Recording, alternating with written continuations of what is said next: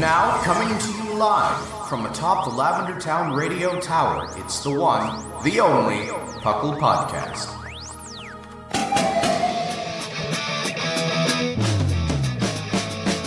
It's PUCL! PUCL! It's PUCL! PUCL! Pokemon Underground Champions League, oh yeah! PUCL! PUCL. And welcome to the 487th episode of the PUCL Podcast. PUCL is your one-stop shop for everything Pokemon. I am your host, Trainer Thatch, here today with my wonderful co-hosts. We've got the wonderful, as always, fluffiest Whimsicott. Thank you, Thatch. Hi, everyone. And we've got the beautiful, as always, Clod9. Howdy do. And we're here again, like I said, to talk to you about Pokemon. PUCL, of course, stands for the Pokemon Underground Champions League, a nonsensical name we came up with in 2007. And we talk everything here Pokemon, from the video game to the trading card game to everything in between. And I'm excited for today. Today's going to be a good day. It's a good day. Yeah. The weather's getting warmer. It's nice outside. It's going to be... See, it's perfectly overcast where I am, which is exactly my favorite weather. Yeah. I just had a giant thunderstorm. Oh. But okay, whatever. Okay. That sounds wonderful. I like thunderstorms. It was actually nice because it hadn't rained in literally weeks. Oof. And neither my body nor the surrounding area is used to that. This is usually a very humid area. Mm-hmm. And the funny part is that I realized that it was raining because one of my cats came inside whining because he doesn't like it when it rains. He likes to sit outside in the grass, and somehow he's gotten it into his head that I can make the rain stop. So the same way that he comes in, I haven't figured that out quite yet, but I haven't mastered it. It's hilarious. Like, the cat is like, "Mama, my ball needs food. Mama, my brother is bullying me. Mama, make the rain stop." It's like the same thing to him. I guess, like, he has a very high opinion of me. That's good. I mean, that's always nice. Mm-hmm. Mm-hmm. Yeah. No, here's been really nice. Like, it's been really good. I really like thunderstorms though. Like, it's that one song, what's his name? Eddie something. I love a rainy night. You ever hear that one? That one's good. I don't think I have. I don't know off the top of my head. You don't know I Love a Rainy Night? It's like an old country song, I guess. Oh, that's why it's country. I'm showing my old roots.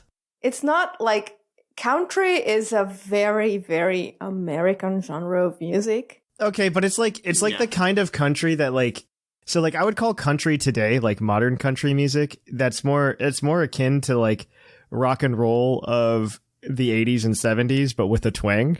Mm-hmm. That's what I would call modern country. This song's an older song, and it's like that, but back when it was actually the 70s and the 80s. So just country, but from the 70s and the 80s. A little bit, yeah. But it wasn't. It's I don't know. I like it. It's a good one. It's a good classic, I think. Yeah, I mean, there's a lot of good old like country. I think a good group that really like bridges that gap in music is the Eagles. Well, those I know. Yeah. The Eagles are very good at bridging that gap between like country and rock, I think. Country, rock, and folk almost. They're almost folk. Mm-mm. I would say. I don't know. I'm not like, Thatch isn't like a music guy. I don't have a PhD in music, but Thatch also just really appreciates old music, so. Yeah, we've noticed. I'm very into, outside of the Beach Boys, I know a lot. I actually really enjoy like listening to you talk about it because I enjoy the history of music as well. Isn't it right? That's the only reason I know it, is because when I was a kid, I got really into it, and you're a kid, so you're bored. And so I would just spend hours like reading about these bands and their history and what's going on with it and everything that like brought them to what they were. And it's never like the cool bands. Like, it's not like I did it with the Beatles. I mean, I know about the Beatles history, but that's boring and old news. They made a video game about it. Did they really? Yeah. There's a rock band. There's a rock band for the Beatles. Oh gosh. You can go through it. I own it. I don't own the drums for Rock Band. I might go do that today and go buy them. But you can actually play. You can actually play through like the Beatles' career. That's cool, in though. Rock Band. It's an interesting. I'm more disappointed that the Beach Boys didn't get an equivalent game. Oh, yeah. I mean, I'm very disappointed with I that. guess they're a bit less known. Okay, that's a lie. But, They're just as well known, but the Beatles are perceived as being more iconic. How about that? I will agree with that statement. The Beach Boys were robbed of their fame and fortune. Yeah. Without the Beach Boys, you wouldn't have the Beatles. I'm just gonna throw that out there. It was a back and forth. It was. No, it really was. They actually both credit each other for a lot of their music. Mm-hmm. I did not know that. Yeah, Brian Wilson actually talks. Brian Wilson of the Beach Boys actually talks really heavily with Paul McCartney all the time. Like they're really good friends still. They like have an annual That's like really Christmas phone call or something. Like it's really cute. Oh. Yeah, no, but they actually like on the record credit each other. Like the reason Pet Sounds, the greatest album of all time, exists is because the Beach Boy, Brian Wilson specifically, because the Beach Boys were just like there to make money, most of them. And Brian Wilson was there to like make music. The reason Pet Sounds was there is because Brian Wilson was like, we got to beat the Beatles. I'm going to do something crazy different. Yeah. And that's why Pet Sounds was way different than any rock before it. And that's the reason Sgt. Pepper's Lonely Hearts Club Band came out. Was because like Paul McCartney said, we heard Pet Sounds and we said, we got to do that. Yeah. And that's how you get Sgt. Pepper's Lonely Hearts Club Band. I love that. And then in response to Sgt. Pepper's Lonely Hearts Club Band, you get Good Vibrations Yep. Oh, by the Beach Boys. what a great song. Yeah, I think that's probably one of their best songs is Good Vibrations. So it's just like this constant back and forth between the two groups. The only difference is the Beach Boys, like post-60s Beach Boys, nobody knows anything about, but they were a band like until the 90s. They never broke up until like the 90s. Yeah. And now there's like 3 of them touring. Like there's 3 Beach Boys touring. And maybe that's also why like the Beatles are again perceived as more iconic, because Oh yeah. their history is like a smooth bubble that's self-contained. Oh, and it very much also is. Yes. had like that super tragic tail ending with what happened to John Lennon. So I don't know. Like, okay, so Ringo Starr is touring still. He's like 80 years old, and he's still touring with Ringo Starr and the All-Stars, which is great. I love that name. no, but you know, of course, like the two of them, they're still alive, still have careers. But Oh yeah, the no. Beatles themselves just Yeah. imploded one day, essentially. Yeah, that's what happens to all like smaller groups. The Beach Boys kept rotating people in and out, and I think that's the only reason they survived. Kind of like we do. Yes. Yeah, in a way, yes. I think that's why they just kept rotating people in and out. There's something like 10 Beach Boys, like 10, 11 Beach Boys. One of them's John Stamos. Fun fact. Oh, He's a Beach Boy wow. now? He was a Beach Boy. Really? I didn't realize that. Yeah. After Dennis Wilson died in 1983, they needed a new drummer, and they picked up John Stamos. John Stamos, you can see very prominently in their music video for Kokomo. He's playing the drums. But yeah, that's why on Full House there's like 2 episodes with the Beach Boys in it. That explains so much now. Because John Stamos was still like half touring with them at the time. Wow. Yeah. Just fun fact. John Stamos used to tour with the Beach Boys. I love that. Yeah, and so he's like an official Beach Boy. It's just fun facts. This is definitely a Pokemon podcast, though. Where we talk about Pokemon. But this is the first 10 minutes where we get to talk about whatever we want. It's a good warm-up, okay? Yeah, I agree. I like talking about these things. It shows that we're humans, and we do more than just sit down and play Pokemon. What? We do? Yeah, right? Right? We still play Pokemon. We have a good time. I mean, I need to know some other stuff to give good nicknames to my Pokemon, Right? like my Rillaboom, Right? who is named Dave Growl. It really should be John Stamos now. Well, Dennis Wilson if you want the OG. But Yes.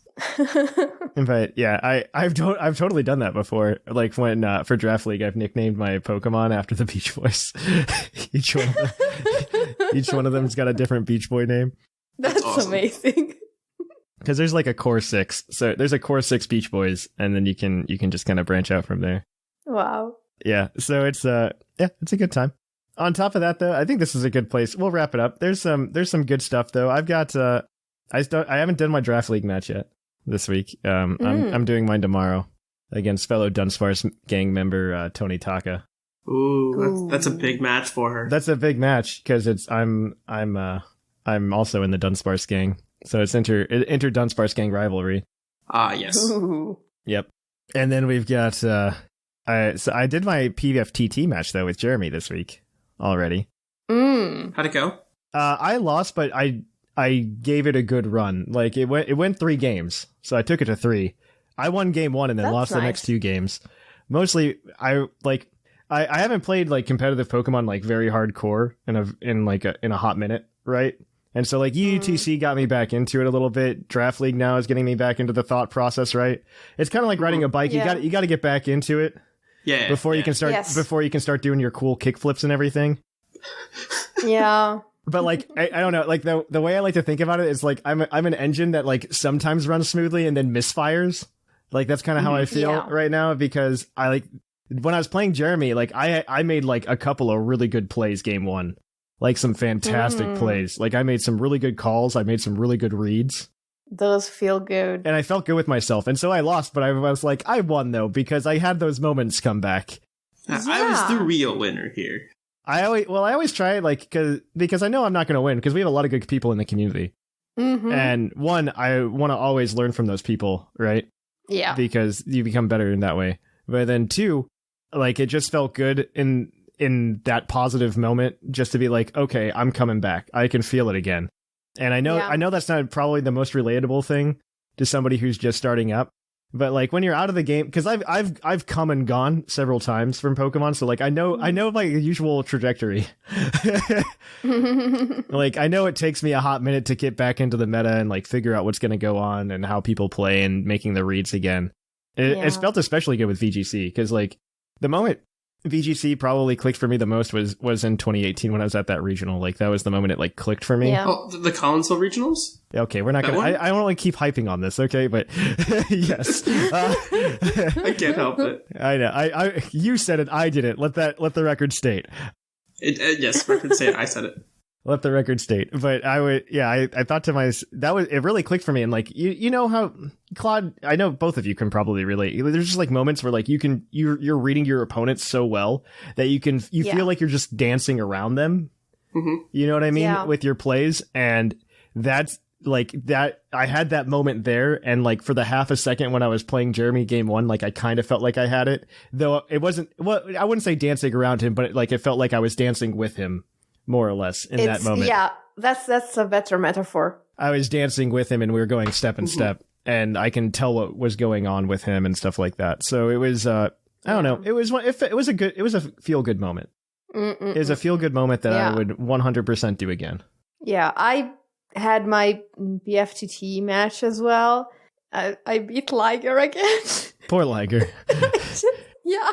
No, he deserves it. He deserves every bit of pain and suffering for this. What did he do? I have a vendetta because he knocked out my Skuntank team back, I think, last PFTT because he crit me like twice in a row. Oh. And it's like, if he gets this exact crit in this exact roll, he wins. If he doesn't, I win. Well, and he happened to get like the crit, like the 6% crit into the high roll crit. And I'm that is how I beat Jeremy in the UUTC.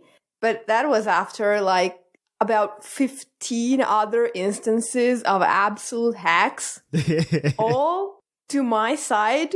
Like those games against Jeremy, it was insane. I've never seen such bad luck.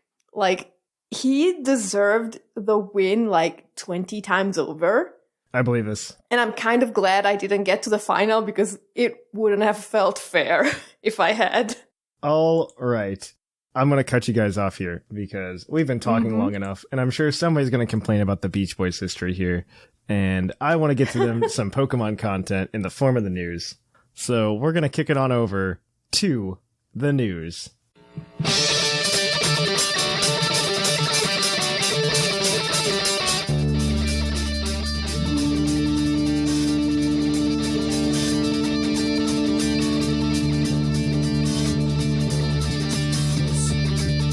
Live from the Lavender Town Radio Tower.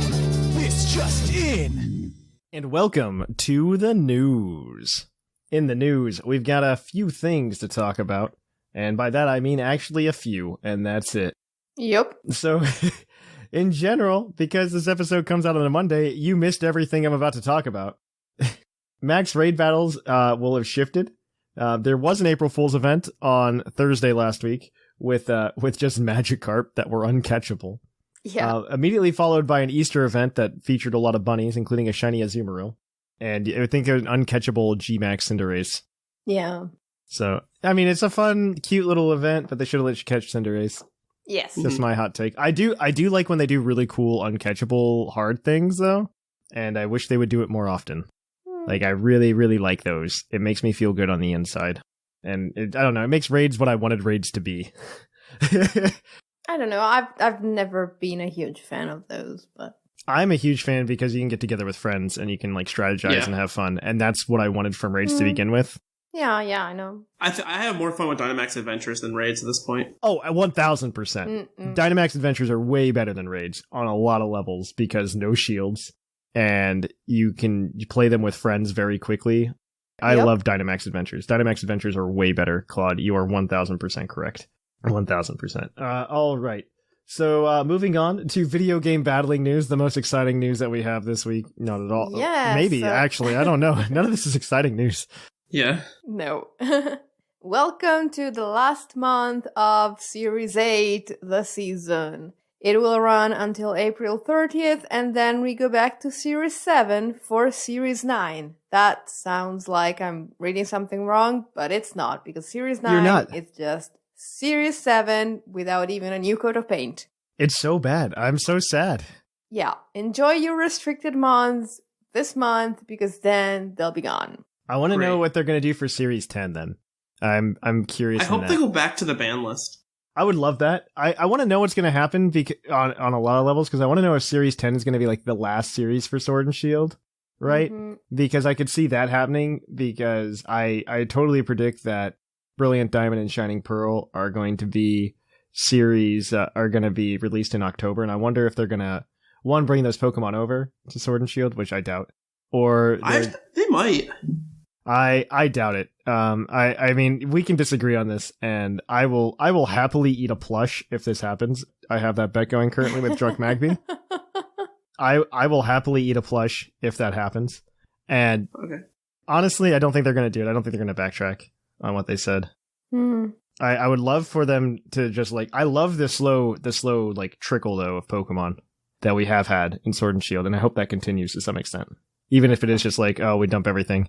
It was really good. But I could see a world in which they're just like, oh yes, well now the games are Brilliant Diamond and Shining Pearl for VGC. Have fun.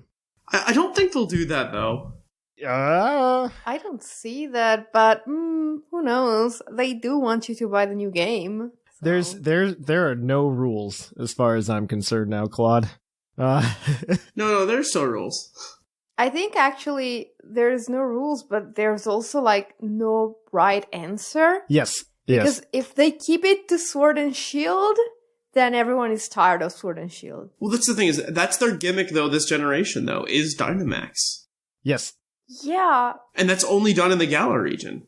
But we've been doing that for so long. It's only been 2 years to be fair, but the thing that the best argument I've heard against this, and I will believe, is that Brilliant Diamond and Shining Pearls aren't being developed by Game Freak. Mm-hmm. Therefore, Game Freak might not want to give up that control. Exactly. But part of me is sitting here thinking like, oh man, they could just do it and be like, look how crazy and different we're being by going back to an old meta for fun. No, I think if anything, it's good, like that's going to have its own meta of BDSP. Yes. And then it's going to be like, all right, cool, we're going to add all those mons back to Galar. Congratulations, they're all there. Your dex is complete.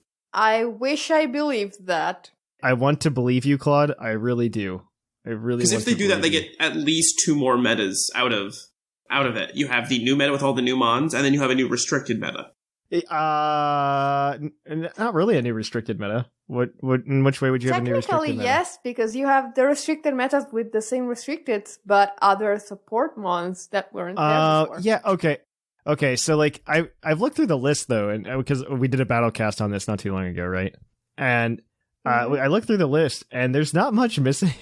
that would like make a competitive difference. Like, what about Darkrai? Darkrai's mythical though. Oh, that's right. They don't allow the mythicals anyways. They don't typically allow mythicals. I could see. Well, there's a format they should allow then. Add the mythicals in. I agree. I don't think Darkrai is a good answer anyway, because Dark Void got nerfed hard anyway. Mm-hmm. Yeah, but it's still going to be fun to try and use. It could be. I mean, yes. I'm thinking of what's going to make Poke the episode more entertaining for me. You know what? You're absolutely correct. That is the 100% the way to think about it.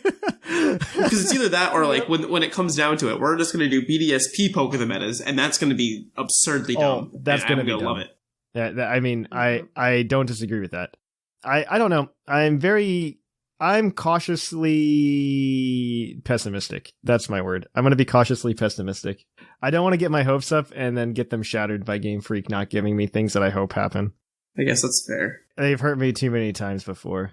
Yeah. I don't have for Alligator. We also don't know if we're going to get like national decks as of Gen 4 either. Yeah. Which is scary to me because I don't know. I feel like they have to because there's certain Pokemon not in the Diamond and Pearl Pokedex that are like definitely Gen 4 Pokemon. Like you can't like Tangrowth's not in that Pokedex. Isn't in the Gen 4 like Pokedex. The Sylveon situation. I will be absolutely surprised if Sylveon's in the game. Exactly. I will be absolutely surprised. See, and that's the thing, we still don't know enough information. Because the moment they're like... they release one door that's open, like, fairy types in this game. That opens up the floodgates to being everything else. So... Yeah. I agree with you to an extent. Like the thing that I've been preaching since this happened has just been, let's be careful because they've just announced that these games exist and they haven't told us anything else. And there are 6-ish months left until release. And they're going to want to say something. They're going to want to say something to build the hype in between now and then. Yeah, but they're not going to do so until like June because we have Snap in between. Oh, absolutely not. We're not going to get any. Oh, Snap comes out the end of this month. Oh, man, that's exciting. Yep. Is it exciting though? Is it really? I am excited for... I am going to support any Pokemon spin-off game that we get on a not phone. Fair. That is my response to that. I want more mystery dungeons. I want more Pokemon Snaps. I want them to... like, they're obviously just retreading old ground at this point just to see if the interest is still there by like going back to basics. I'm just happy it's a new game. Yes. And not like a remake. Yes. I mean, to be fair, I never played OG Mystery Dungeon until it came out as DX, which made that a more exciting adventure for me. But I would love to see Explorers of Sky remade and stuff like that. So I am all for supporting these games and telling them, hey, this is something that I do want, and you should please give me more. And maybe we'll get something that's actually like a new type of spin-off game that isn't like Trozei or something stupid. Yeah. If we're lucky. Yeah, I don't know. Let's move on, though. Let's talk about Pokemon Go, everybody's favorite game. The Spring into Spring event has been announced, and that's going to run through April 4th. So if you're hearing this, or it's run April 4th through April 8th, so if you're hearing this, last Still chance happening. to catch some Flower Crown happities, chansies, and blissies. Yeah. Mm-hmm. I really enjoy those events. I still haven't played, and I need to now that it's warming up. I'll probably get back into it. Just to kind of go out there and play again and have a good time. Snivy's the community day, so I'm probably next week, which I'm probably actually going to jump back in for. Yay. Because they made community days good again. Yep. Probably because people stopped playing the community days. That's honest. That's my honest answer. I think people stopped caring. But Snivy's the community day Pokemon for April, and the event's going to run from 11 a.m. to 5 p.m. I love these extended hours. Never get rid of them, please. On April 11th. Yes. So that's Sunday, I believe. It is. Any Snivy evolved into Superior will learn Frenzy Plant, and it's 3 times Capture Stardust, which is actually really good. It's awesome. So yeah, go get your Snivies. I'm gonna go do it. I'm gonna go do it. I'll have fun. I'll do it. Shiny Superior is very pretty. Mm-hmm. Yes, it is. And Thatch, if you're going to open your game up again, you might want to use the new referral system, which is now open worldwide. You want to know something? Ryan already sent me a link to it. He sent me a text, and he's like, here's my referral code. Please use it if you open the game again. Also, hi, Ryan. Great. So, Hi, Ryan. He texted it to me. He's just like, if you're actually going to open it up again, here's my code. Yes. I was like, After he texted that was like unsolicited, by the way, as well. Like I didn't ask him to send that to me. It was just like an unsolicited text. I know he's listening right now, and out of spite, a little bit, I don't want to do it just because it's an unsolicited text. But I'll probably do it because we're friends. It wasn't unsolicited. He listens to the show, and he That's heard true. you talk about it, and asked Liger to send you a code. That's very true. I'm very excited for that. So anyway, yeah. The way this works, we've talked about it. We'll say it again because there's no other news. If you have a friend who has never played Pokemon Go or hasn't opened their Pokemon Go app in like at least 90 days, you can give them a referral code and they get tasks to complete within a span of 3 days, and you both get rewards based on the number of tasks that get completed. If I ever open the game again, I will accept as many referral codes as I can. I think you only get one referral code to I think you can only do that. Well, if I decide to open the game again, I will consider it. I will probably do it to be nice. Well, let me rephrase that. If I open the game and decide to play. So Claude, tell us about your trivia nights and how they're rescheduled so people are aware. Yes. So this month we have decided to pick a different night for trivia, and we are going to be doing it on Saturday. Whoa. Slow down. First of all, what is trivia for people who might not know? Okay. So I've talked about this the last couple of times I've been on the show, where we do some just Puckle trivia. People seem to like the quiz show during each of these podcasts. So I've created my own little version of it that's very difficult for all of you that want to listen and want to think, oh, I can answer these questions. It is very difficult. I think Linian was complaining last time because he won with like a 50% correct answer rate. Wow. Perfect. So it is very tough trivia if you think you're up for the task. I will be hosting it on Twitch. We've done this the past 3 months this year, so we're doing another one in April. This will be April 10th at 2 p.m. We polled the public, and that's the time people said they would rather have it at for this month. Mm-hmm. So April 10th, 2 p.m. Eastern Standard Time. That should accommodate more people from around the world. I think if you're Australia, it's a little early, but it's the best we can do to get everyone. Not everybody's going to be awake. Yeah, it's going to be a fun time, and, it should be good. So wait, is it this Saturday or next Saturday? The 10th or the 10th. Okay, it's the 10th. Okay. Just wanted to make sure that we're not being yes, trivia night's happening right now. Haha. Suckers. All right, so that's it for the podcast. We're going to go ahead and shift, or not the podcast, the news. That's it for the podcast, guys. That's it, next time. Yeah, it's been a nice half hour. All right, so we're going to go ahead and we're going to kick things on over to Puckle's Poke Quiz, where we're going to quiz your co-host on their insane Pokemon knowledge.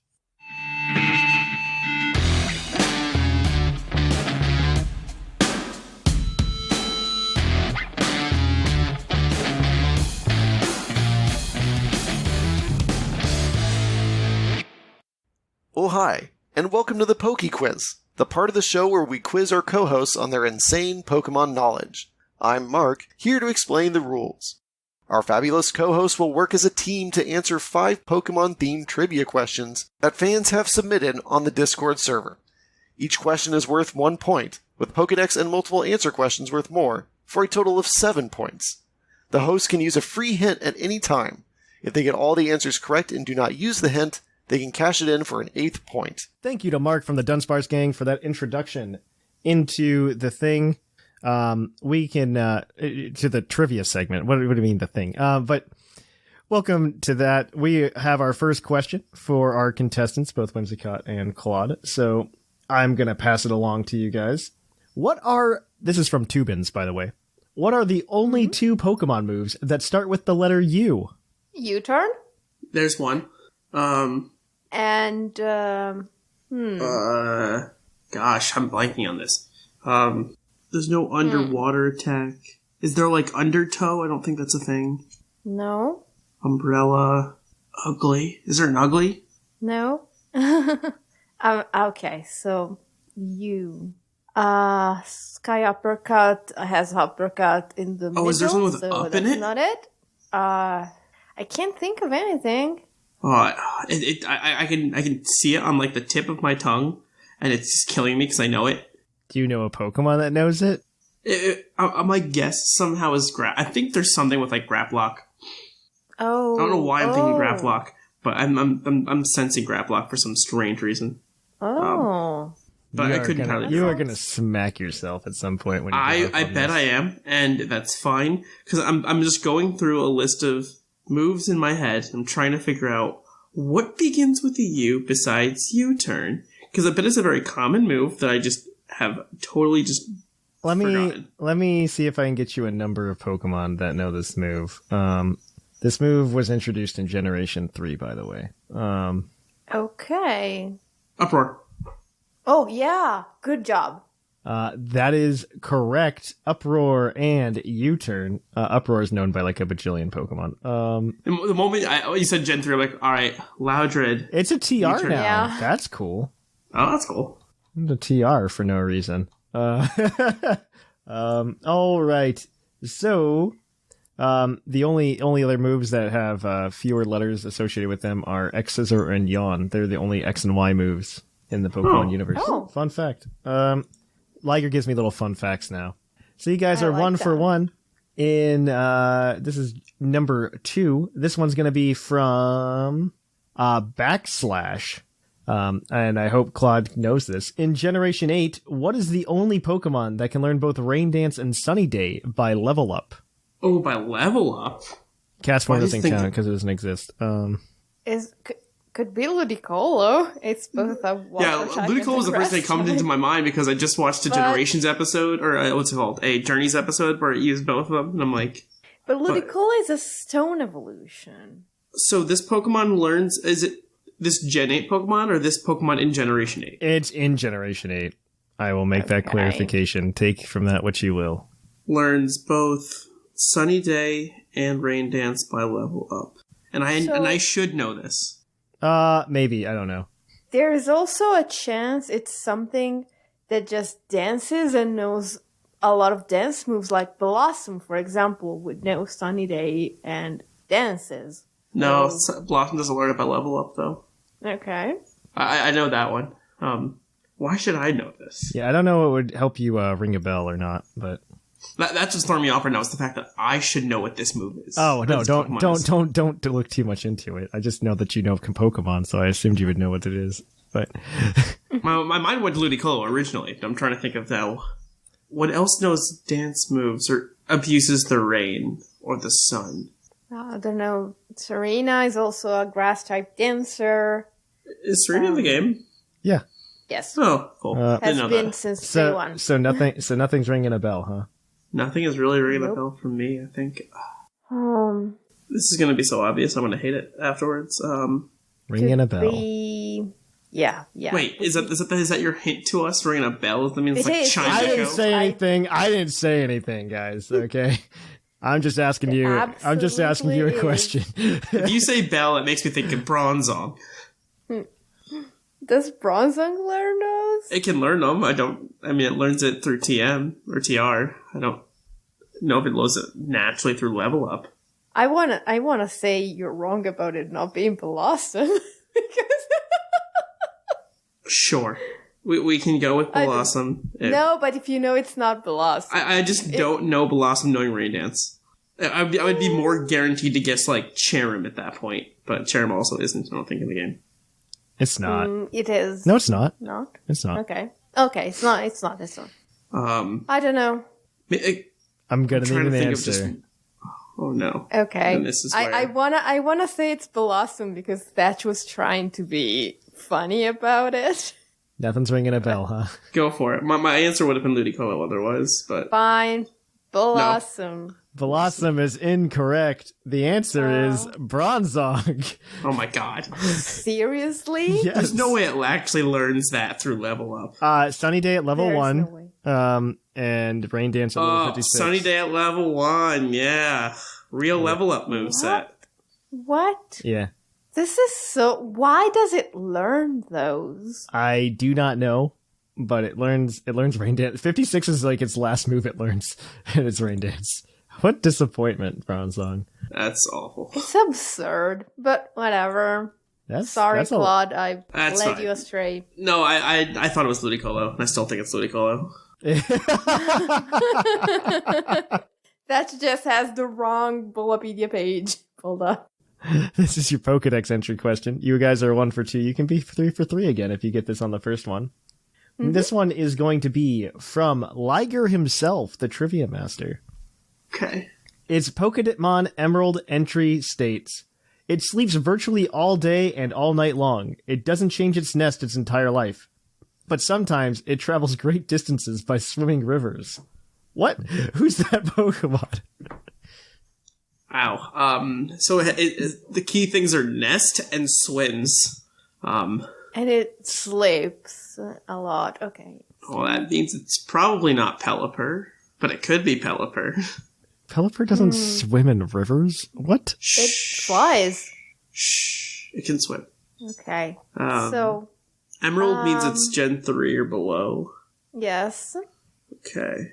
Can you repeat the Pokedex entry? Absolutely. Please? It sleeps virtually all day and all night long. It doesn't change its nest its entire life, but it sometimes travels great distances by swimming in rivers. Who's that Pokemon? Are they lazy rivers? So that makes you want to think like Slack Off, but like I know that's not true because they would die. They can't swim. I mean, what? Where does it say they can't swim? They just can't swim. What? They're sleeping. Why would they They're not sleepy be able boys. to swim? Maybe they float. Oh, they float down rivers, not swim. Yeah. It's a lazy river. I don't know. Yeah. I don't know. I like Slackoth. Okay, because... let's go with Slackoff. Slackoth is correct. Oh my god. Oh, wow. The second entry was from Alpha Sapphire, and it says this Pokemon's heart beats just once a minute. Whatever happens, it's content to loaf around and motionless. It's rare to see this Pokemon in motion. So you guys are 3 for 3. When you said sleep all day, I was like, all right, well, there's only one Pokemon that does that, and that's Slack Off. But then you said it swims down river, and I'm like, yeah, I don't know what is going on with that. That's just, like, bizarre. So this next question is your multiple answer question. You can, in fact, get up to 3 points on this answer. Okay. Because you missed a point earlier. So this one is going to be from Sari. Okay. There are 5 answers. I only need 3 of them to get you all 3 points.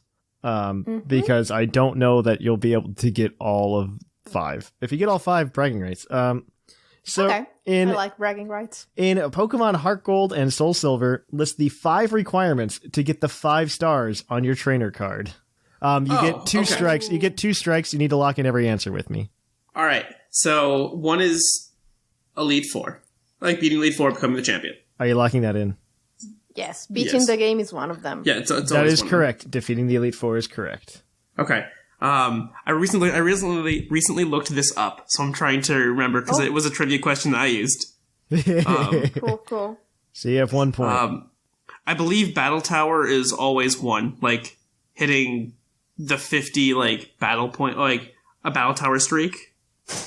Okay. Will you lock that in? I like the sound of that. I don't need a number. I would if agree. you want to do that. I would go with that. That is a complete Battle Tower streak. That is correct. It's to get a 100 streak in the Battle Tower, but I'll accept that. Sure. Yes. Cool. That's 2 points. Okay. There are 3 more. I feel like one of them was something really stupid, like win all the master rank contests. Does that sound plausible to you, Claude? So I know that's one for. I don't know if that's for Heart Gold, Soul Silver though. And that's the only thing I'm worried about is I don't think that's Heart Gold, Soul Silver. I know that's for like Platinum or Emerald. Yeah, okay. But I don't think there's that. Usually completing the Pokedex is one. Also sounds plausible. I would guess that one just because we have 2, and why not? Which Pokedex? Exactly. Oh, National Pokedex. The National Pokedex. Completing the National Pokedex is correct, so that's 3. I can give you the other 2 if you want. Just so No. I want you to do this. I don't think you're going to get the other 2. All right, so Heart Gold, Soul Silver. I'm going to give you 30 seconds. Okay. Is one of them like completing all of like the Pokathlon events? It is. Defeat the records in all 10 Pokathlon events. Yep, and there's one more. There's one more.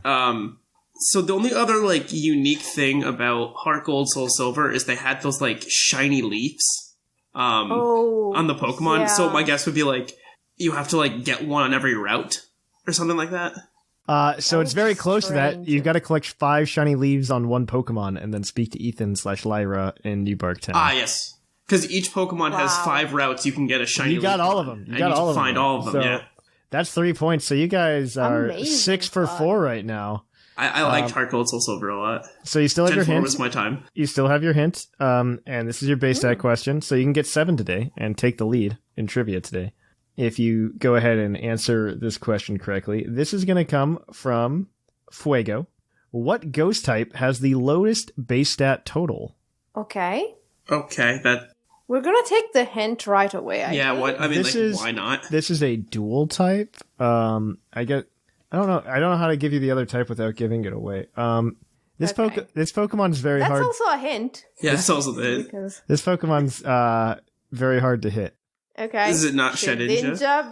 Because of the 1 HP because base. 1 HP. Yes. That's the first thing that pops into my head. Honestly, yes. Like the math checks out because like if you take the other like super tiny ghost type Pokemon that are dual types, like Ghastly has good speed and special attack, and Dreepy has good speed. Sinistea has like I think bugs overall have the lowest Yeah, base exactly. stat total in general. So and that's the only bug ghost. Yep. So yeah, I like Shedinja for this Yeah. one. Shedinja is correct. It has a base stat total of 236. oof. Wow. Yeah. And the next two lowest are Dreepy with 370, and then there we go. Litwick with 375. Okay, that checks we did out. it. All right, there we go. So you got 7 today. Yay. So Okay. that changes up the ladder. In first place, we have Clod and Whimsicott with 7. That's, A three-way tie for third place. We've got Sigma, P. McGee, and Jushir with 6th. Everybody else has yet to get on the board. So with that said, if you want to catch more Puckle's Poke Quiz, you should catch us next week with more questions. Until then, we're going to kick it on over to the topic. And if you want more trivia, please check out the Trivia Challenge this Saturday, April 10th, 2 p.m. Eastern Standard Time, on Twitch. Hey guys, make sure to check out the Puckle YouTube this week and see if you can catch our Soul Silver Puckle Plays Nuzlocke, where we're going to play Soul Silver and we're going to Nuzlocke it, and it's going to be a lot of fun. So make sure you head on over to youtube.com/puclpodcast. And welcome to the topic. Our topic today is what makes a Pokemon feel legendary. Mm-hmm. This is a topic mostly brought up by Whimsicott and Clod, and I'm gonna let you guys drive Okay. and explain how you want to go through this, and I'll poke and prod and add Thatch commentary. Of course. And I do think this changes, at least, it's changed for me and what I thought a Pokemon was legendary. Like, if you think Gen 1, where all we knew was just Gen 1, the Pokemon that felt legendary or even pseudo-legendary didn't, varied drastically between, just games. Because, at least for me, I remember in Gen 1, the Hitmons, I thought were legendary because there were 2 of them, only 2 of them, and you could only ever get 1. Oh, so they were actually more exclusive than Mewtwo. You're right. Yeah. Well, that was my thought, where it's these are so rare that there's only 1 of them in each game, and, that exclusivity made it very legendary feel to me. Whereas in every playthrough, you could get, a Moltres, Yes. So would you say the same thing about 1, the starters, and then 2, Ammonite and Kabuto? Well, the starters, no, because there were starters. Okay. All right, that makes sense. I just remember getting them, you could get them so early. You got the fossils early, but you didn't get the Purify, or not Purify, I'm thinking No, of you XD. purified it late. But, I don't know, those were fossils, and that felt like a different thing to me. I get what you're saying. I get what you're saying. I don't know, maybe I don't feel the same way, and maybe that's because of the hours That's of very fair. of Pokemon Stadium I played as a kid. Because Yeah. with Pokemon Stadium, for those of you who aren't aware, and I Whimsicott, you might not be because you weren't 8 or 9 when everything was happening. I have never played Pokemon Stadium. Oh my gosh. Okay, so part of me wants to go ahead and do a playthrough on cart of blue or red, then do the Pokemon Stadium post game stuff with it. Wow. You can pull the save off the cart and then dump it onto a homebrew 3DS and bring them through home and bank and everything. I sort of know that. What you could do in Pokemon Stadium is if you played and you beat the Elite Four and the gym trainer challenge thing they had, at the end of it, they would give you a Pokemon at the end. And they typically just did it to kind of help you fill in your Pokedex if you didn't have friends. Mm-hmm. Oh. There were a list of Pokemon that you get from Pokemon Stadium exclusively for doing that. And so, like, as a kid, you're just like, especially like on summer break, right? You're not doing anything. Yeah. You defeat Gym Leader Castle, and these are the Pokemon you can get for beating it. One, you can get the 3 starters, Bulbasaur, Charmander, Squirtle, which is really cool. Hitmonlee, Hitmonchan you could also get. Eevee, so you could get the other 2 evolutions that you didn't get before. And then also Ammonite and Kabuto. Because it was pretty much all the Pokemon that like had you had to make a choice with, so you could get the other choices. That's awesome. I didn't know that. That's really cool. Yeah, so Stadium did that for you. There was also a Psyduck you could get if you registered all 151 Pokemon in the Hall of Fame as well. And it knew Amnesia, which I don't think Psyduck knew at the time. Oh, probably not. Also, fun fact about Pokemon Stadium, you could actually get a Surfing Pikachu as well if you completed a couple specific events in Pokemon Stadium, and then you could unlock like the Surfing Pikachu minigame in Pokemon Yellow. That's so cute. That's cool. Didn't know that.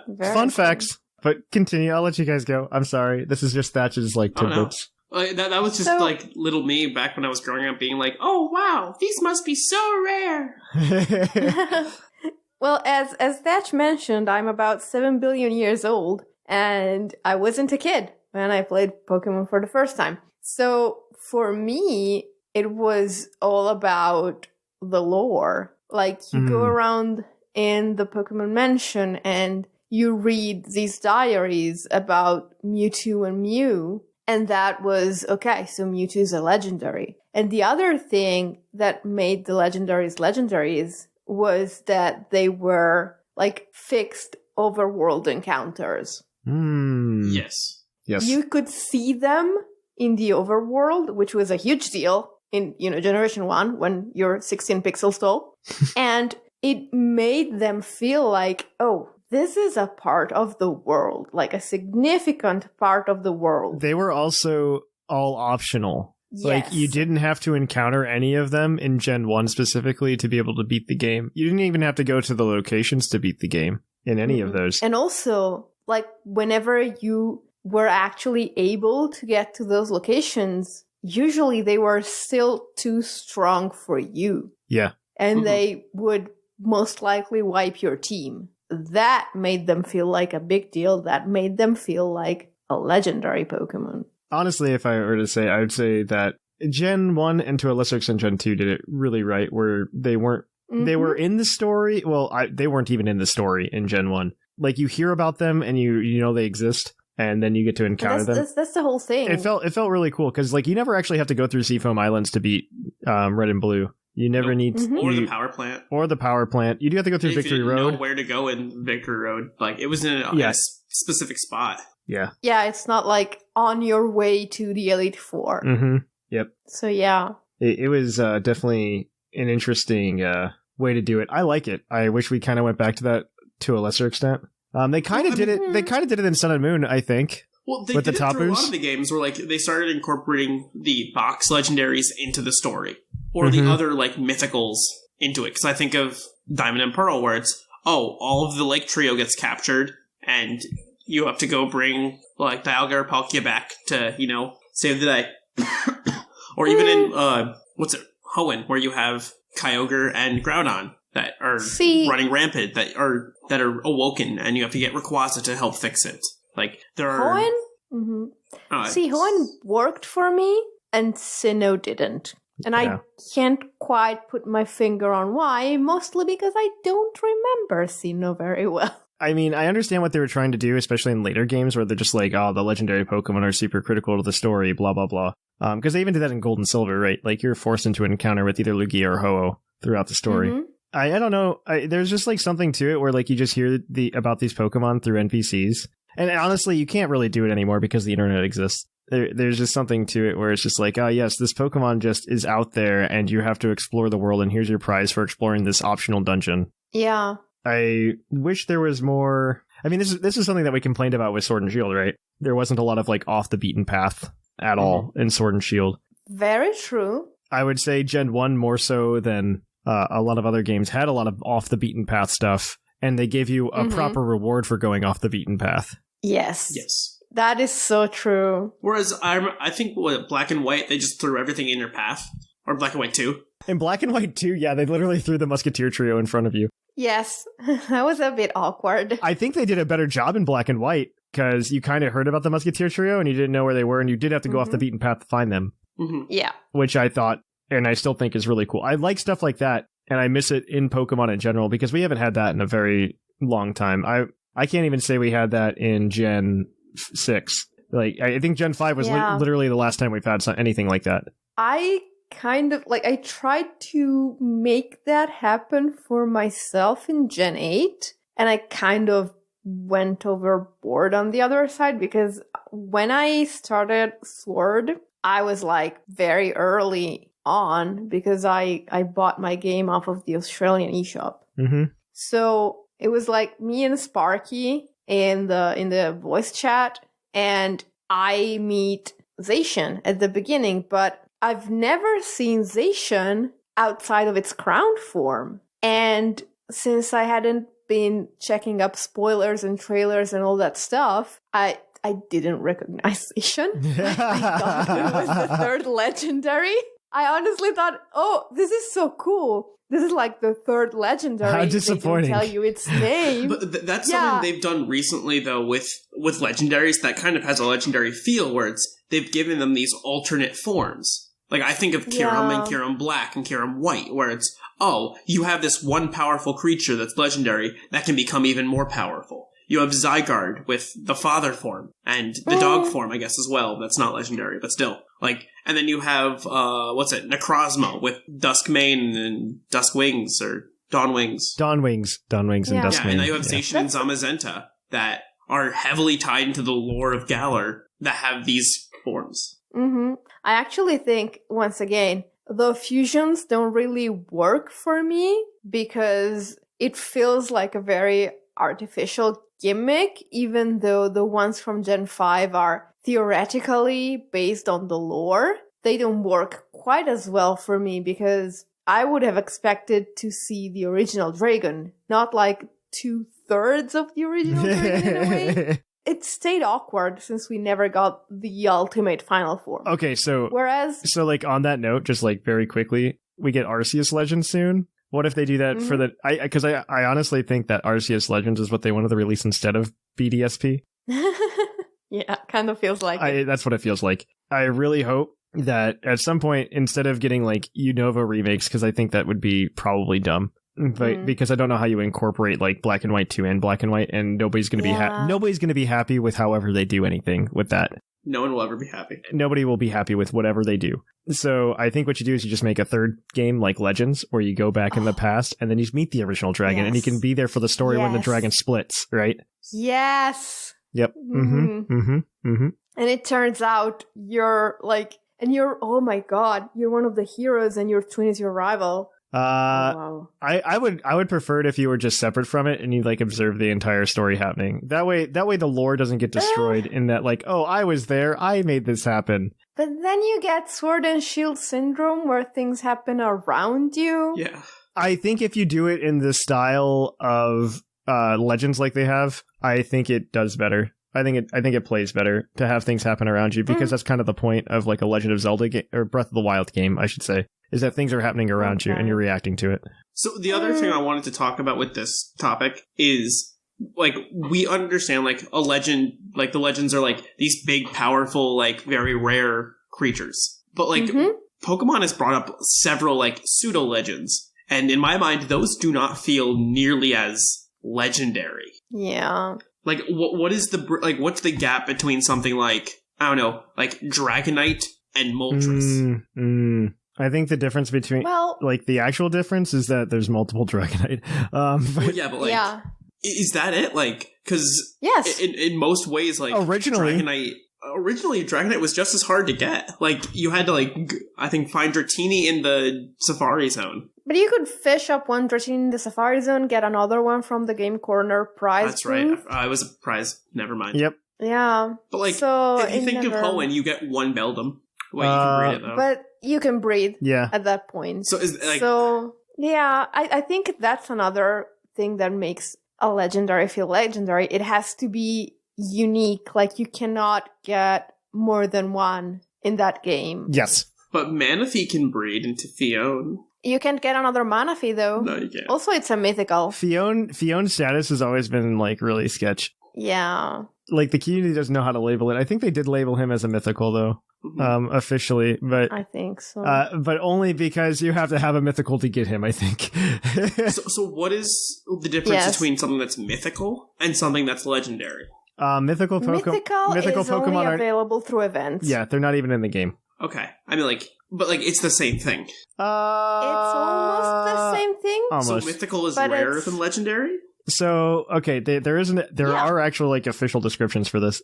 So, mythical Pokemon are a group of Pokemon seen so rarely in the Pokemon world that some question their very existence, which is represented by them not really being in the games. Mm-hmm. They're, like, in Pokemon mythology, blah, blah, blah. So, like, legendaries are different, though, because legendary Pokemon... In Japanese media, mythical and legendary Pokemon have always been presented in distinct groups. It's just in the US where we blur the lines.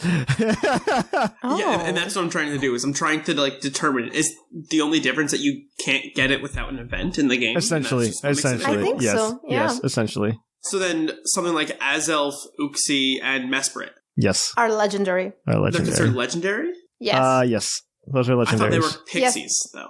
No. Yeah, but the distinction That's is different. not- Okay, that's different. All right. It's not that's a what fan-made they thing. are, it's the availability. So Yes. then what is Cresselia? Legendary. Legendary. But Darkrai is mythical. Yes. It's mythical. Yes. Let's not talk about the biggest travesty in all of Pokemon. Yes. I'm just trying to, like, figure out what lines are blurred and what aren't. So would something like Calyrex and all of its forms be considered legendary or mythical? Yes. Legendary. Legendary. If you can use them in VGC, in restricted VGC, they are legendary. They are not mythical. Yeah, but it requires you to have the Crown Tundra event. Yeah, but that's a They're not part of DLC. the You can base use Sword and Urshifu. Shield. You can use Urshifu, so who cares? Like, that requires you to have Isle of Armor. I'm trying to just find, like, the plot holes that... in Okay, this. so if you can buy it with money, There we it's go. legendary. If you cannot buy it with money, but you have to be in a specific place or in a specific time to have it, it's mythical. Mew doesn't count. Neither does Manaphy in that regard, but... Mew doesn't count because the Pokeball. Okay, fine. But theoretically, And what it's about all a Celebi? matter of availability. Celebi, it got demythicalized. It's a Yeah, mythical like that got demythicalized, Deoxys. like Deoxys, yeah. Yeah. Okay. Now you can buy them with money. Yes. So aren't they still technically considered mythical? Or They are they still not mythical. legendary? No, they don't get... Yeah. You don't get... Once you're mythical, you don't get bumped down. Okay. But they've been given, like, they're as widespread as legendaries now. They are in practice. Kind of like Harry and Meghan. They're Oh my not gosh. technically part of the royal family anymore, but Harry is still of royal blood and is still related to everyone else. What? That's a really bad analogy, and I hate that I understood all of it. It's not bad. Oh, They're not Prince Harry and functionally Meghan, part okay. of the royal family, but Harry is still a royal. I Because don't like any of this royalty is conversation. by blood. I don't like any of this conversation. I'm sorry, it was the only metaphor I could come up with. I don't like it either. You make sense. It makes sense. Okay. It makes sense in what you're saying. Trust me, I'm not proud that that was what my brain reached Apparently, for. Cubfu counts as Cubfu and Urshifu count as legendaries. They added them to the legendaries. Yeah. Oh, interesting. I guess they did put them up in that picture. So now that legendary can evolve. Are there other legendaries that evolve? Like, does that... Yes, does Cubfu feel Cosmoem, Okay, Cosmoem. Yeah. Yeah, those were probably I the never first. consider the babies legendaries. Those were the first legendary are. Pokemon that evolved. Was Solgaleo and Lunala. Which was why it was such a good plot twist. It was very. Sun and Moon did a lot of I things love right. The only problem is Sun and Moon did the wrong thing at the beginning with the trainer school. Yeah. The hand holding through the entire game was kind of annoying. Yes. Yeah. Yes, I agree with that. I really love Sun and Moon, but every time I try to replay it, I run aground and cannot sail on those first couple of hours. Mhm. Nope. I was feeling a craving to play with Minior. So I thought, I'll just do a playthrough of, say, Pokemon Moon, which I haven't finished yet. And then I thought about the initial slog, and I thought, yeah, that's not worth it. I'll just play Sword on another profile so I can get the Reggie and the course that I'm missing. Yeah. Yep. Yep. Yeah, but Calyrex is considered legendary as well now, and so is Glastrier and Spectre. Speaking of that, that's a really greatly done legendary. Oh, 1000%. Like, it has the lore, it takes you through a story, and the reward for that story is another legendary, which feels extremely legendary as well. Like, I praise the Gen 1 stuff. I think their Crown Tundra thing is fantastic in its own way, because I think it felt like, and I couldn't believe it when I did it, but it felt like being in a Pokemon movie. Like, that's 100% what it felt like. Yes. Like, I hate the fact that I rushed through it, because part of me is like, I want to go back and, like, redo it again. Because I feel like I missed something. And I love it when a game punishes you for doing that. Because I remember Crown Tundra, like, being up at, like, 10, 11 at night when it came out and being like, all right, let's go through this, and spending, like, 3 hours, like, dead tired trying to find all of the footprints to go walk around to find a Virizion. And I'm like, I hate this, but I love it. Yeah.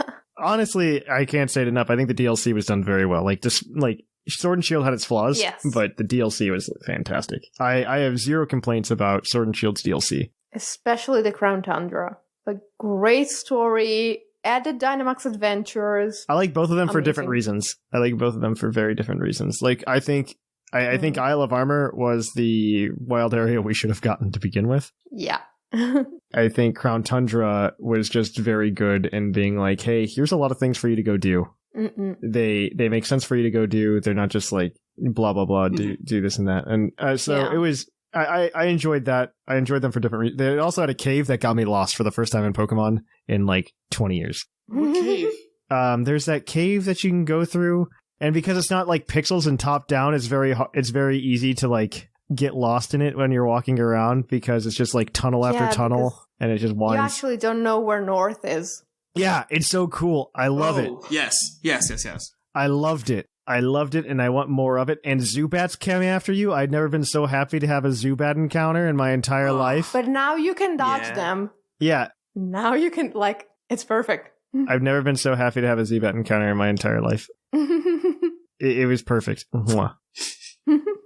Part of me is like a little upset that like they didn't announce more DLCs coming. Yeah. I don't think it will. I would love for that to happen. Like, I would love for that to be like the twist that like you were talking about, Claude. Like, instead of maybe the Pokemon coming over, like, hey, we got a third DLC coming for Sword and Shield. We get to do that in 2022 at some point. And that would be fun, because it's, honestly, Legends is going to be... Legends has a lot of hype on it, and I don't disagree with that hype and like being excited with Legends, because it's a really cool concept. I don't know. I'm still at a cool concept stage, because we saw so little of it that besides the concept, there wasn't much to get excited about. Well, so I've got a couple concerns with it that are going to make it feel not like Pokemon, in my opinion. The first being, I'm genuinely concerned that, one, it's a one-player game, so it's not going to be the actual Pokemon experience. It's listed as a one-player game, not multiplayer like the other games are. So that bothers me a little bit. Yeah, you can't trade, you can't battle. Yeah, that means there's no trading, there's no battling with the other people. 2, there have been leaks, and they haven't shown it. I don't know if it was just like a prototype thing where they were considering this, but they were talking about changing the battle system from turn-based to like something more akin to like what Masters did, where you like had a meter for your power or whatever to attack. All right, I guess that's But interesting. it didn't look like that in the trailer. No, it didn't look like that in the trailer, but there were leaks that came out like 6 hours before that. It was considered at some point. I don't know if it means it was considered and it was dropped, or they're still considering it and they haven't figured it out yet, because they didn't really talk about it, right? Maybe there's a way to turn it on and off or whatever. I don't know. I feel like if they weren't sure about the battle system yet, they would not have put the classic battle system in the trailer. But maybe I'm giving them too much credit. I think we always give them too much credit. So. Fair. That's fine. I don't know. I'm a little concerned to Kiss, but I would love to see another DLC, because I don't think Pokemon Legends is going to really scratch the Pokemon itch super well. No. I think it's going to scratch the itch that everybody's been having for Breath of the Wild Pokemon. Yes. Yeah. That's what I think it's going to scratch, and nothing else. That's very fair. It's just a placeholder until Gen 9. Probably. I assume Gen 9's coming in 2022 at this point. Yep. I would still love one more DLC. Yeah, I would rather have another DLC for a year, and then Gen 9, and Gen 9 in 2023. I think that's what they should do. I think that's what they should do. Well, honestly, I could also see it becoming something more fluid because, I mean, we're really inching closer to that 1,000 Pokemon number. Yeah. Well, I think that's going to be the next generation. Is going to hit that 1,000 and stop. I don't know. What I would rather see, and maybe this is just me being like an old crotchety man, I would love for them to do something like they were doing with the DLC, where it's just like, here's like 4 new Pokemon. Move along.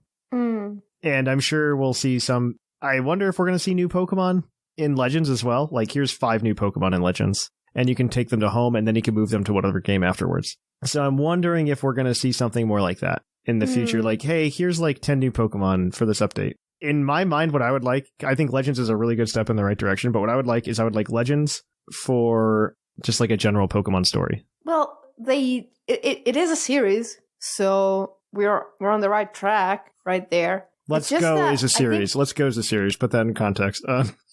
That's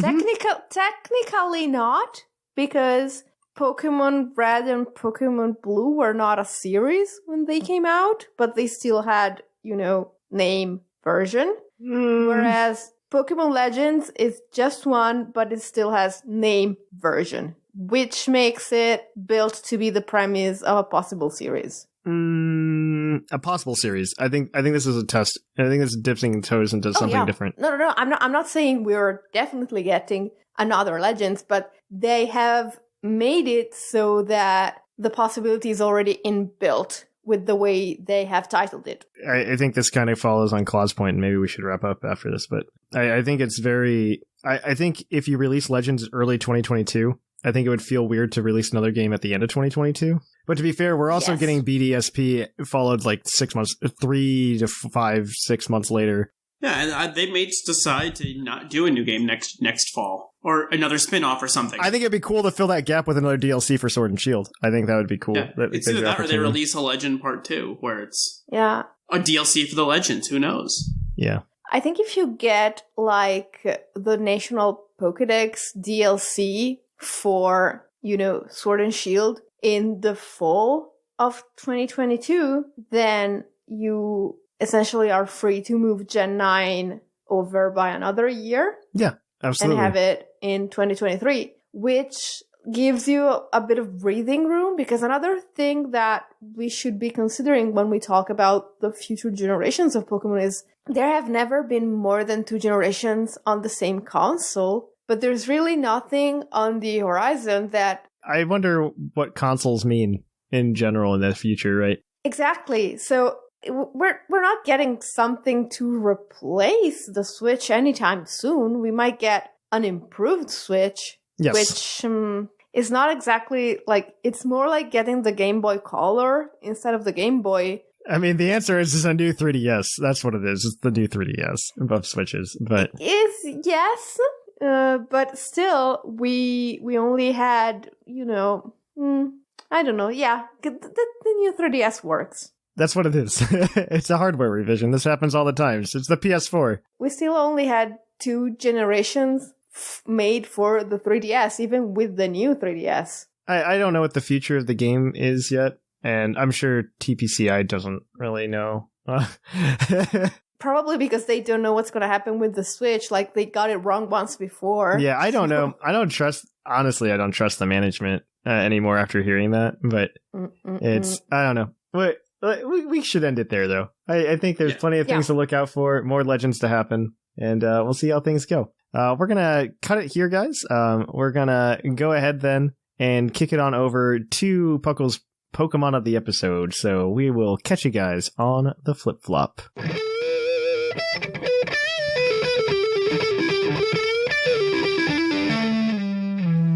The episode.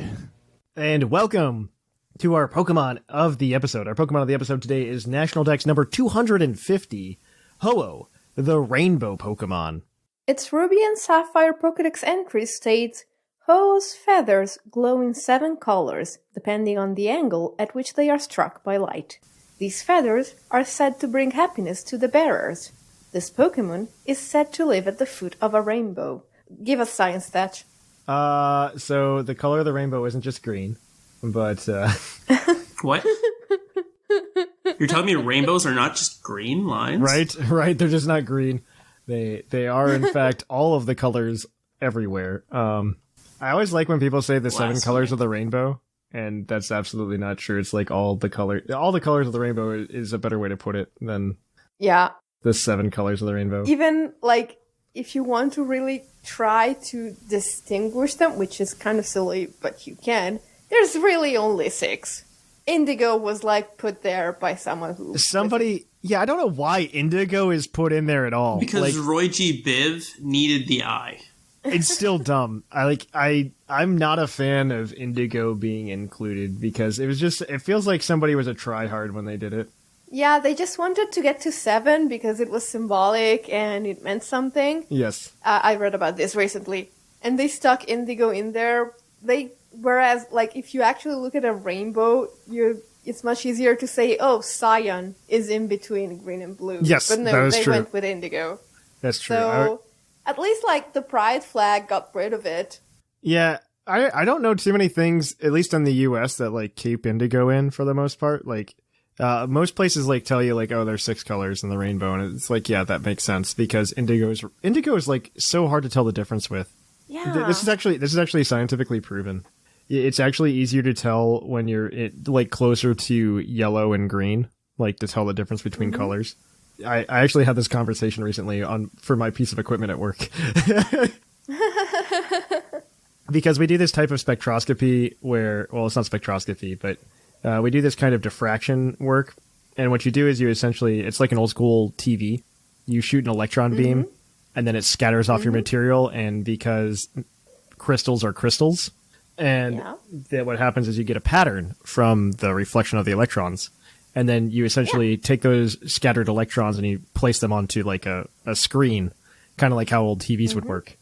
And I have always used one of these with a green screen because then you get you can tell the difference between like the bright spots a lot easier on the green. But for the new machine that we had, the screen was blue. And I asked the tech, I'm like, why is this blue? And they go, honestly, because some higher up thought it looked cool. And I was just like, I'm like, what? And he goes, yeah, it's dumb because it's way easier and way better to do your measurements on the green one. And I'm like, yes, I absolutely agree. And he's like, yeah, so we don't even make these anymore. But right now you have that until it breaks. And I'm just like, I hate this. Cool. I hate my blue screen. So fun fact, fun stories. Other fun fact, magenta doesn't exist. Look it up. It's cool. But let's talk Pokemon. So Ho-Oh is actually a bulky boy. He's legendary, right? So he has that 680 base stat total that everybody's so jelly of. And he's got 106 HP, 130 attack, just 90 defense, womp womp, 110 special attack, but 154 special defense. Oh my gosh, is that decent? And then 90 speed. Yep. Which is also decent. And this, I mean, he just makes him a bulky boy. And fire flying, I mean, isn't a terrible typing. It's not bad defensively. Yeah, no, in VGC, it's actually pretty decent because, like, Fairy's got real big. Fairy Steel, it stops. Yeah. Right now, Zamazenta is the most popular Pokemon in VGC right now. And Zamazenta? Or Zacian. Oh my gosh. Zacian. Zacian is the most popular Pokemon in the meta. Zamazenta's at like 1% usage. Calm down. And, but yeah, Zacian's like at like 30% usage or something. Crazy high. Wow. And he gets like hard stopped by Ho-Oh. Oh, yeah. Because I've witnessed that. Unless you Dynamax, then he still does way too much damage. yeah, you don't Dynamax when you play against him. That's what you do. Because you resist every single one of Zacian's like top 3 attacks between Play Rough, Behemoth Blade, and Close Combat. You resist everything. So Ho actually just like smacks Zacian. So and that's mainly what this team is for, is to stop Zacian. Yes, the team that we have today is a VGC team because of our PFTT. You can try this team out yourself if you want to try to stop a Zacian, but your opponent also decides to use the same PFTT team because they don't know what they're doing either. So just be careful of that. I don't know if you want to play the Ho-Oh Mirror. The Ho-Oh Mirror is a lot of fun, I will say. So this is a Ho-Oh team. We've got our Ho-Oh holding safety goggles, and you'll see why here in a little bit. With Regenerator, because Ho-Oh gets Regenerator. Fun fact. Mm-hmm. And he gets, he also has this is 204 HP, 156 attack, 52 defense, 20 special defense, 76 speed. Very standard. We all know what these EV spreads do, obviously. Like, /S. If you have to ask, you don't need to. /S. I'm going to put this there, okay? This is an adamant ho-oh. It has Sacred Fire, so that it can smack things with fire-type moves. It's got Brave Bird, because that's the best flying-type move. This is meant to go big, by the way, most of the time. It also has Recover and Protect, so that you can go ahead and do those things. I wouldn't say it's paired with this other Pokemon, the next Pokemon, but there's other Pokemon's on the team to give you an alternative mode, and that's Lapras G-Max with Light Clay. This is 252 HP, 252 special attack, modest nature, and Hydro Pump, Freeze Dry. Perish Song, I think, is a little weird. I would prefer to put... just in case. Yeah, I would prefer to put them... Ice Shard there. I prefer Thunder. Yeah. Or Thunder, yes. Actually, mine has Thunder and Ice Shard, and it doesn't have Protect. I like Protect. Yeah, Protect is good, but mine is not a VGC one. Mine is a BSS one. This is meant to give you some, I think, alternatives to the Ho. Ho might also do better in the Aura Veil mode as well. I mean, it's already bulky as heck behind the Aura Veil. You just don't get rid of it. Oh, it's very hard to knock out Ho. Very hard. It is bulky. Even if you hit it with like Hydro Pump in the rain from that Lapras, it may not go down. Yeah. Or it might not even go to half. Yeah, you really need to hit it with a rock type move. And even then, like, it might not work. Yeah, because I think one of the most popular rock type moves right now is on Landorus Therian. That's not stab. Yep. I'm gonna do a calc real quick, but go ahead. Yeah, go ahead and move on to the sand mode that also exists. Okay, yeah. Speaking of rock types, this team also has a sand mode, which is the reason Ho is wearing some very fashionable safety goggles. The sand is brought by the teacher himself, with Sandstream, a quiet nature, and 0 speed IVs, because you want to win the weather war. It has 252 HP, 4 attack, 36 defense, 196 special attack, because this is mostly a special teacher, and 20 special defense. And it's holding a weakness policy, which we'll go back to later. It has Rock Slide, because you might as well have Rock Slide. Might as well. It's got Rock Slide's better anyway, so it's fine. Yeah.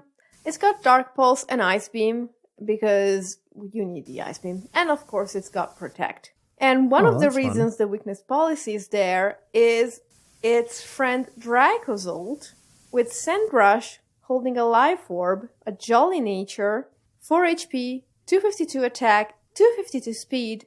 It's rocking Earthquake, so it can activate the weakness policy. Probably won't kill the teacher because it's really bulky. It's got, of course, Bolt Beak, Dragon Claw, and Protect. And he's a very good boy. Very good. Very good boy, indeed. I'm looking at this spread. So you can actually knock it out with Lando, it looks like.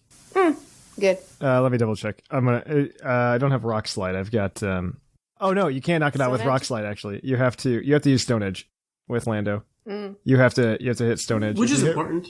Yeah, no. If you hit Rock Slide with full max attack, Jolly Lando, max damage you're going to do to it is 83%. Fun fact. And imagine you go big. Wow. Imagine you go big. Yeah, but then if you go big, you're not behind the Aurora Veil. So. Really? Oh, yeah, that's true. Yeah, never mind. You're right. Max Rockfall does not KO you when the Lando goes big either. So, wow. Just heads up. Wow. Mm-hmm. You do not... Yeah, you don't KO the Lando by any means, but... No, but... I didn't expect you to kill Lando, but... Yeah.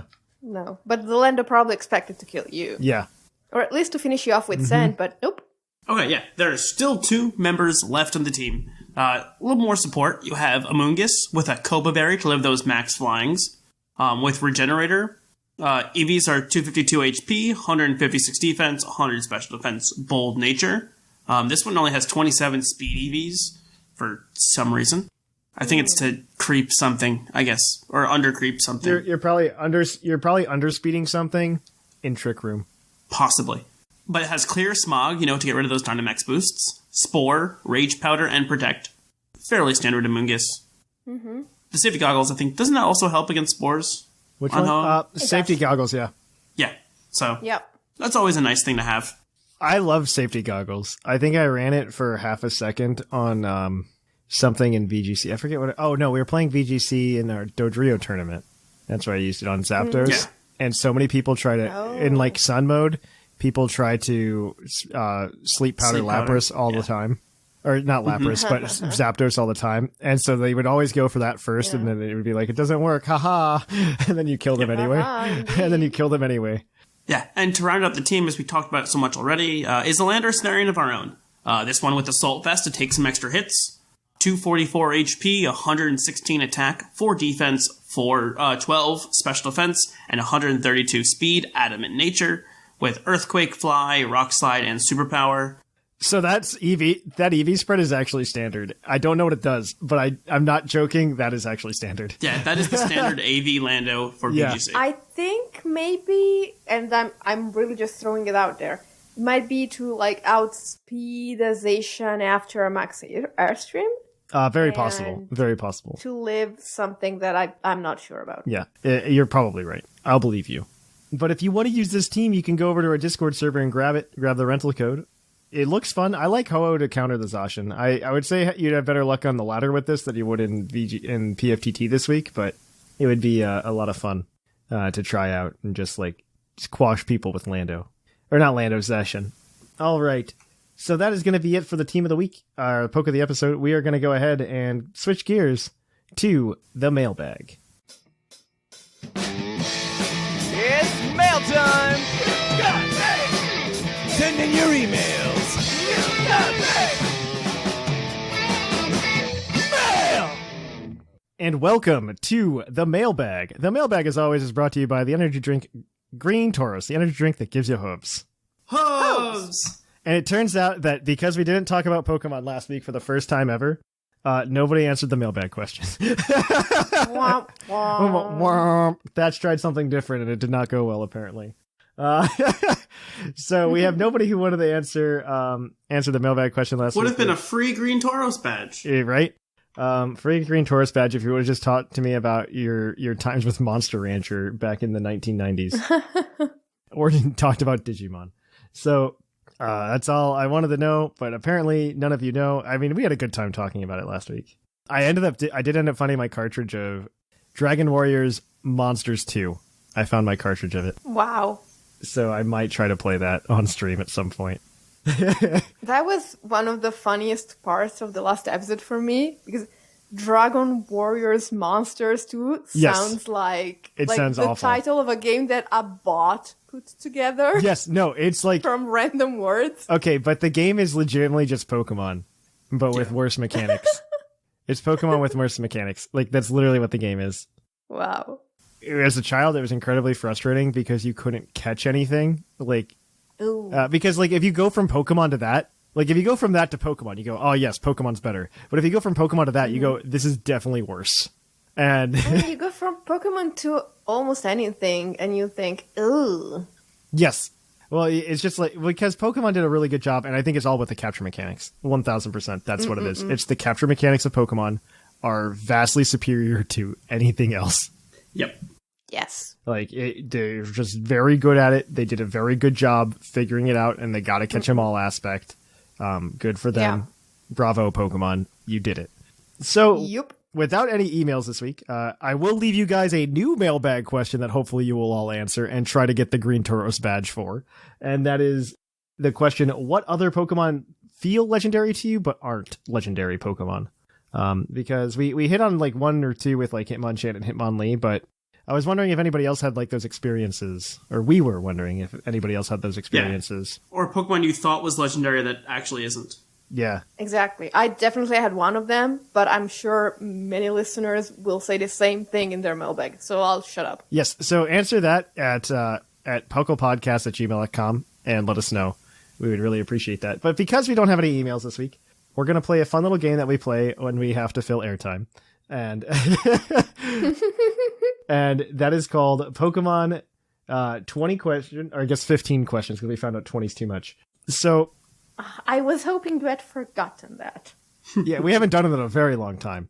And so the way this game works is I've got a Pokemon pulled up. They can ask me any questions they want, except about national dex numbers, essentially, to grab the Pokemon and figure out what this Pokemon is. I don't think we've done this in Gen 8, actually, so it might be harder.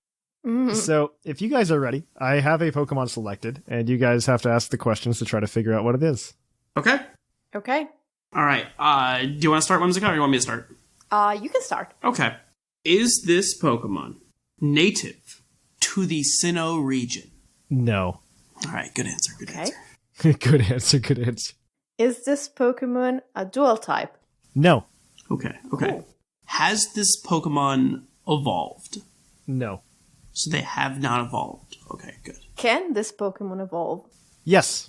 Okay. All right, so it's the first form, or it's the basic stage of an evolution. Mm-hmm. Okay. That's 4 questions so far? That's 4 questions. Okay. You have 11 left. Does this Pokemon share its typing with Eevee or an evolution? Yes. Cool. Kind of. I think we just keep narrowing down the types. Yeah, you've got 10 questions left. You got 10 left. Okay. Is this Pokemon a normal, fire, grass, or water type? No. Okay. Is this Pokemon a psychic or dark type? Yes. Okay. Psychic and dark has to evolve.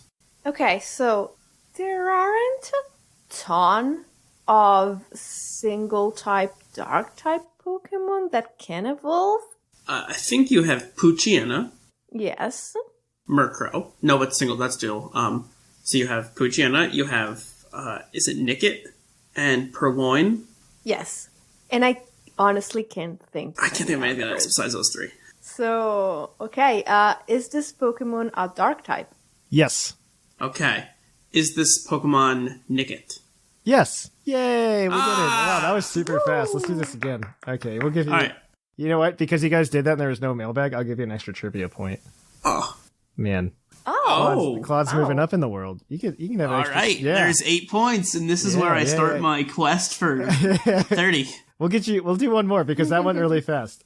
Well, it was very easy to, it was a pretty unique Pokemon. That's true. That's true. Okay, so we're going to go ahead and we're going to do it again. I'm ready when you All right, are. Whimsicott, you start. Okay. Is this Pokemon a dual type? I just like that question. No. Has this Pokemon evolved? No. They have not Can evolved. this Pokemon evolve? No. All right. Cool. A non-evolving Pokemon. Of a single type. Yeah, do they share their typing with an Eevee or an evolution? Yes. Cool. Let's go backwards this time. Yeah. Is this Pokemon a fairy, grass, ice, psychic, or dark type? No. Fairy, grass, ice, psychic, dark. All right, so that means it's water, electric, fire. Okay. Or normal? We're normal. You're right. Okay. I want to pick a different type of question. Does this Pokemon... Is this Pokemon Heatmore? No. What? Did we just jump to Heatmore? I wanted to guess Heatmore. I'm sorry. I like Heatmore. Okay. Okay. Are moves of this Pokemon's type resisted by grass? Yes. Okay. So it's electric or water. Oh, yes. All right, so that's your water. All right, I was off. Okay. The 8 questions left. All right, so we have 8 questions left. Does this Pokemon learn the move Bubble?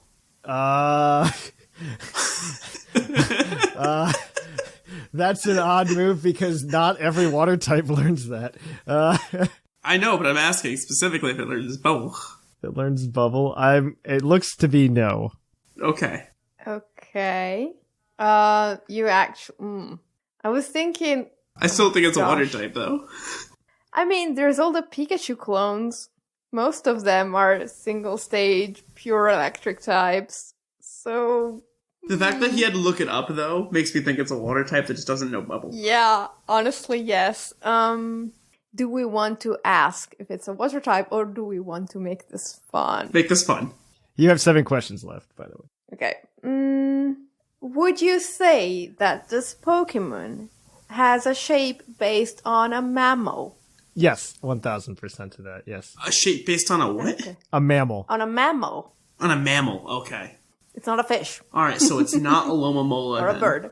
Or love disc. Dang it. Not Those a were my two lomomola. next guesses. Okay, so Single type waters. that are not fish? They're not fish. 6 questions left. I mean, you might be wrong about it being a water type. That's fine. It's fine. All right, fine. Is it a water type? No. All right, it's legit type. Okay. I was thrown off entirely. Great. So we have Plazel, Minun, Pachirisu. We have Raikou. Emolga. No, Emolga's a flying type. We have Raikou. That's right. You have Manectric, Electrike. No, they are an evolution line. Oh, they're evolution. That's right. Oh. Dear, not actually that many. I can't think. Pure of anything Electric else is a that- rare type, I think. Pure Electric that doesn't evolve or hasn't evolved. Pretty rare. I think we're left with those 3 actually. Well, let's start and let's go from there because I there's got to be others. Does this Pokemon look like a bunny? No. 4 questions left. Okay. Okay, is it Raikou? It is Raikou. But Okay. you guys totally forgot Good a lot of job. the pure electric types that don't evolve. Like what? You forgot Xurkitree. Oh, Xurkitree. Yep. Oh, but the mammal thing counts. Yeah, the it out. mammal The thing mammal thing, took that yeah. out. That's why we didn't say it. Zeraora Oh, it could have been Zeraora. could have been Zeraora. Yeah, It could does have been look like a Pincurchin. little No, it person. Pincurchin's not a mammal. Pincurchin's And not neither a is mammal. Regieleki. Neither is so Regieleki, the yeah. mammal question actually. The mammal question was clutch there, actually. Yeah. So Yeah. the mammal See? question was pretty clutch. I don't know. I think the bubble question really set things in the right direction. I had to look up the bubble question because like Raikou gets scald now. And so I was just like Oh. in some weird way, can you get bubble on Raikou? Yeah, Uh, fair. Because it was very my other answer was going to be Thundershock, and I should have gone that route. learn Thundershock. I was trying to find a way to like eliminate all the waters or all the Yeah. electrics in one go, but Bubble's I didn't. a bad choice because not even all the water types learn bubble. Some of them just have water gun. Yeah. Water gun. I guess would've been Water better. Gun would have been the right choice, but so many other things learn Water Gun because of Gen 2 Yes, that I didn't Yeah. want to say that. you're correct. Fair. All right. Well, you know what? I'll give you an extra point for that one too because you got it. And You can't. That brings Yeah. us to 9. I can do whatever that's I want. ridiculous. I'm Okay. I am God in this house. I can do what I want. Oh, All right. So that is going to be it for the show this week. Remember to email us at puclpodcast@gmail.com so that I don't give away more free trivia points and people get upset. You can do that Please. by answering what other Pokemon feel legendary to you but are not. We would love to hear from you guys next week. And it's a free Green Tauros badge. You can join the Green Tauros Club. So on that note, we can go ahead and end the show. If you want to keep up with us throughout the week, Discord's a great way to do that. That's where you can drop your own trivia questions and stuff like that. You can also follow us on Twitter, Facebook, Instagram, and Tumblr. You can also keep up with us throughout the week on Twitch at twitch.tv/thepoclpodcast on Tuesdays and Thursdays, and I guess Saturday, right? Or maybe there's no Thursday stream. If there's no Thursday stream, maybe Thatch will take it. That's. I mean, I might stream some Sundays or some Yeah. Saturdays, maybe, possibly. Yeah. There we go. Who knows? And then that'll be a lot of fun. It'll be a good time. We're gonna party. If you want, you can check out our YouTube at youtube.com/PuclPodcast. Clod, by the way, I uploaded all the stuff so that we could actually start the Soul Silver Nuzlocke. I keep forgetting to tell you. Huzzah! I keep forgetting to tell you. All right, yeah. I mean, let me know if I'll do it or someone else will do it. It'll be great. Yeah, no, I keep forgetting. We need to do that at some point. And then it shouldn't take too much. It's just putting the Pokemon in. And I know you have a field day with that, putting the Pokemon in. But other than that, I think we've also got ways to support us. You can support us over at patreon.com/PuclPodcast where you can get access to things. I'm gonna try this month to launch a new show that's Patreon only.